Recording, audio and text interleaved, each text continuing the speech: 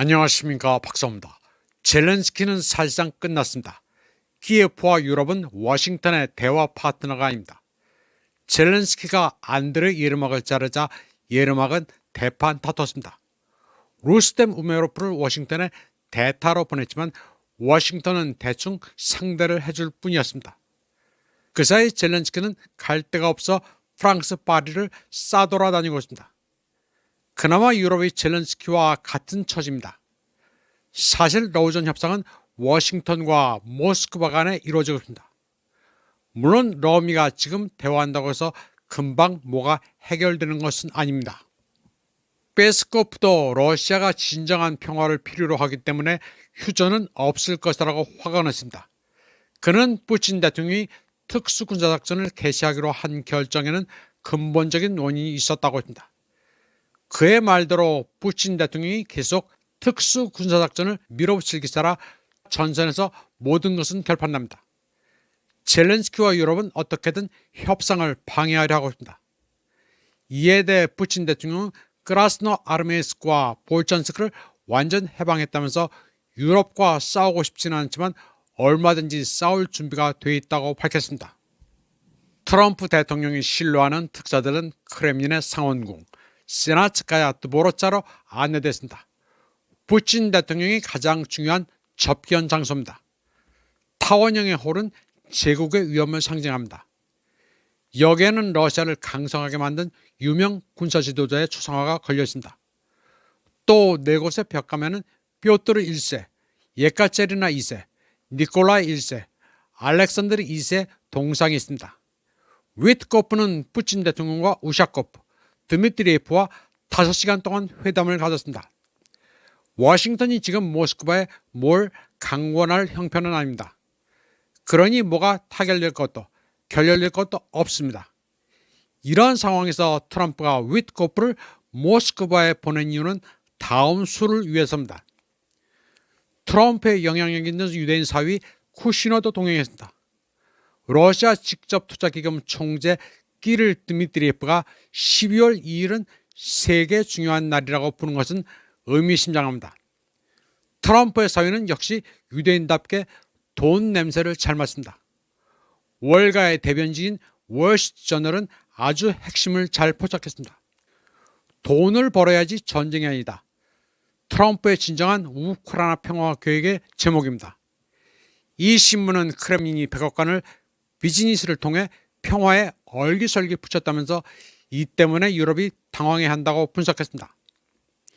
러시아 매체 짜르그라드는 모스크바에 유리한 평화협정이 체결될 경우 미국은 히토류 금속, 에너지 자원, 그리고 북극의 광대한 광물 자원 개발 분야에서 수익성 높은 거래를 획득한다고 분석했습니다. 그리고 모스크바는 미국과 유럽의 전통적 동맹국 사이에 불화를 심을 수 있으며 이로 인해 유럽은 매우 어려운 처지에 놓이게 된다고 말했습니다.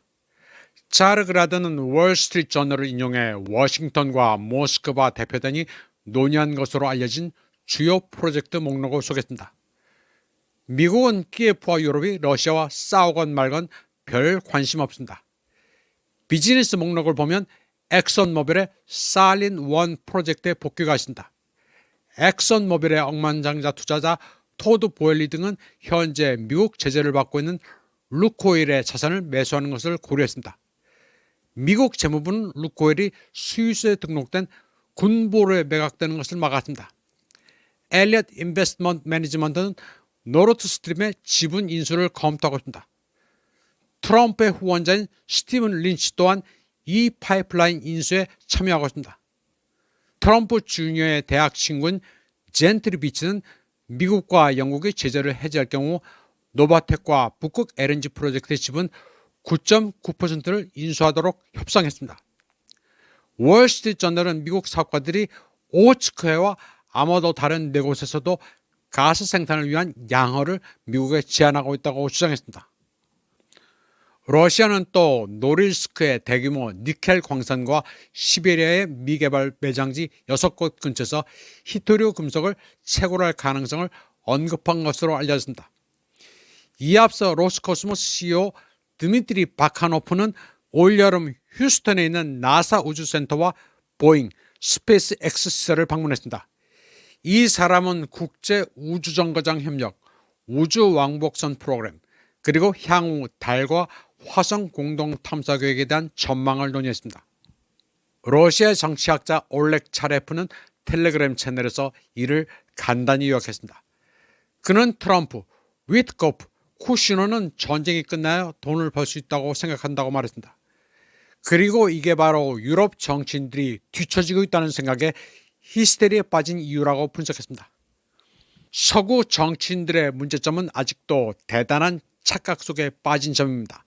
아직도 현실 파악을 못하고 풍요로운 삶을 누렸던 강대국이며 세계의 중심이라는 착각을 합니다. 물론 불만이 팽배한 국민들이 들고 일어나고 있으며 우크라이나 대리전에서 참패하고 있다는 사실을 속으로는 자각하고 있습니다. 서유럽은 그래서 어떤 꼼수를 쓰든 대리전에서 러시아를 이긴 것으로 만들어 이를 세력 만회의 기회로 삼으려 하고 있습니다. 러시아로서는 일단 가장 굳건한 맹우인 중국을 협력의 정점으로 삼으면서 미국도 끌어들여 경쟁을 시키려는 보관입니다. 사실 미국이 중국과 싸우는 것 같지만 반드시 그런 것만은 아닙니다. 트럼프는 늘 경쟁자를 소모시키려 꼼수를 씁니다. 그러면서도 늘 동맹국을 이용하고 자신은 쏙 빠집니다. 예를 들어 다카이치가 타이완 문제로 중국과 치고받는 중이지만 트럼프는 자기 임기 동안 시진핑이 타이완을 침공하지는 않을 것으로 생각한다고 말한 적이 있습니다. 적당히 분쟁이 구실이 돼 유럽이든 일본이든 타이완이든 미제 무기를 많이 사주면 땡큐입니다. 이번 방송은 여기까지 하겠습니다. 시청해주신 여러분 감사합니다.